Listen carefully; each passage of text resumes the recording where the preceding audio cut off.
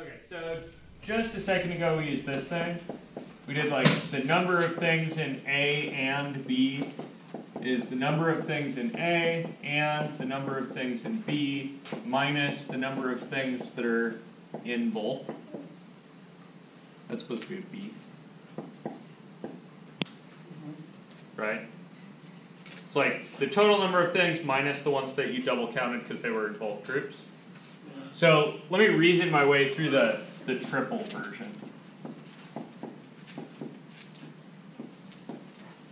Okay, so what I'm trying to come up with is a formula for this. Number A plus number B so plus number C. Number of things in A plus the number of things in B plus the number of things in C. Minus the number of things in A cap B cap C.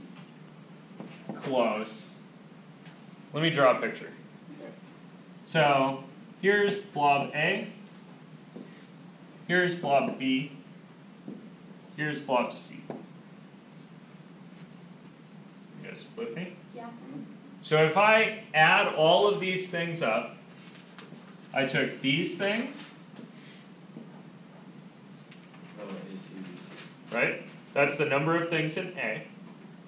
And then I took these things.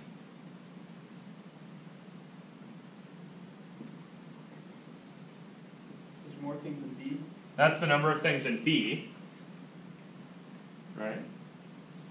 And then I also took these things. Oh, this marker doesn't work very well. Oh no, that's gonna get really confusing if I use a different color.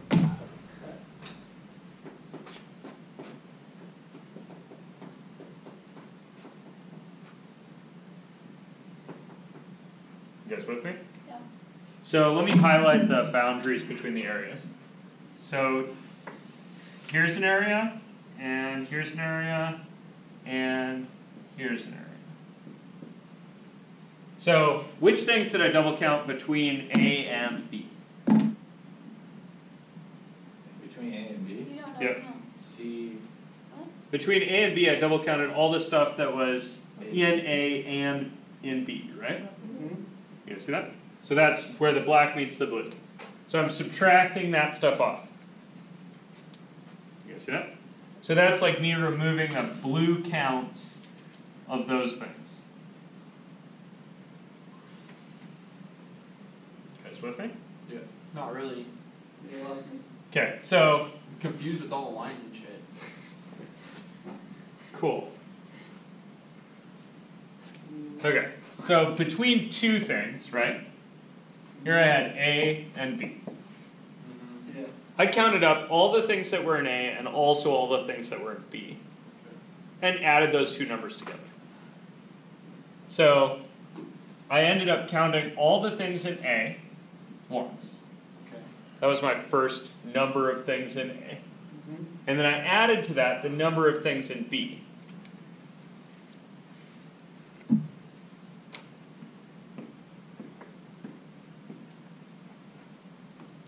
But these things that were in both A and B got counted twice because I added them in once for in A and then once again for in B. So I need to subtract that off. So that would be like me removing the blue lines from in there. You guys see that? Okay, so that's what I'm doing here. I took the A and B, I just considered those two separately, and I took the blue counting off. You see that?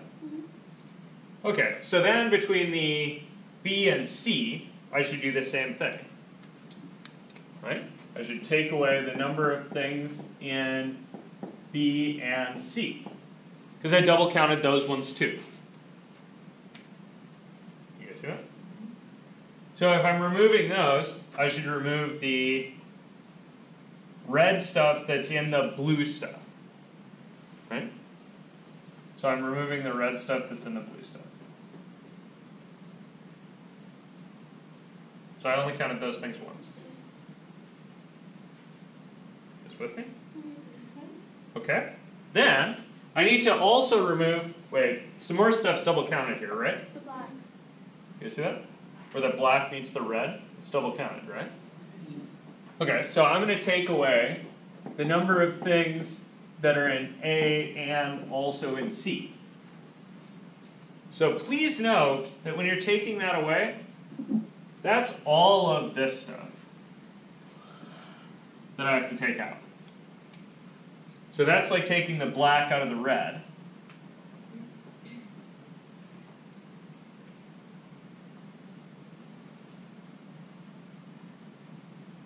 You just take what's Shit.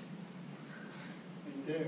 You guys see that? Yeah, the stuff's supposed to be right there. There should be stuff in here, but it was counted 3 times, right? Huh?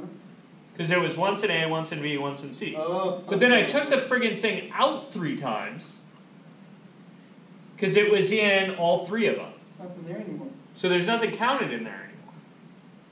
You guys see that? Yeah. So in order to get it back, what do I have to do? Redraw the lines. Redraw the lines. You have to add the number of things that are in A, B, and C. A and B and also C. So A intersect B intersect C. You guys see that? So in order to do the 3-blob version of this, and this is why I said, well, most of the time you can just kind of intuit the answer, right? Unless there's 3 blobs, in which case you'll probably be off a little bit. And the amount you'll be off is usually that triple intersect that you accidentally removed one too many times. Real funky when you have to figure out numbers in there. Yeah, it gets a little funky with numbers in here too. No, like they have there's numbers missing that you have to figure out. Yeah, so there's a bunch of problems about having numbers missing in diagrams like this. You just need to make sure that you are very careful about the stuff in here. Right, so if I had, for example, 3 classes, It's a puzzle. like this was the English, this was history, and this was math. Right? This blob here English and math. right? That blob right there represents what in terms of classes? English and That's Take them both. English and math, math. But not history. not history.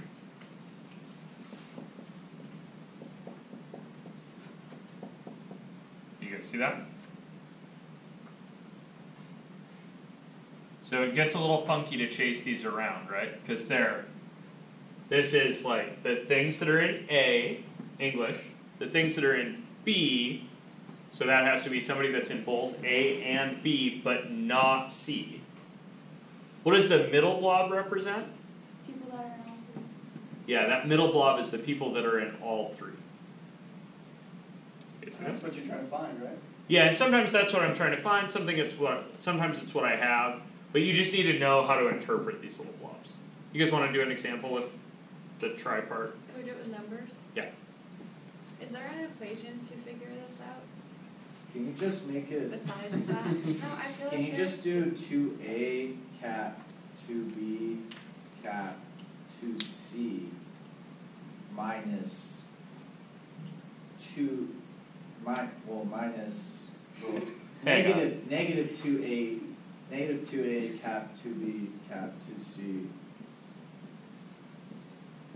Have all that. Oh, I see. You're wanting to kind of distribute. Well, yeah. Yeah, you well, can't distribute here. Can you combine like terms? They're not like terms.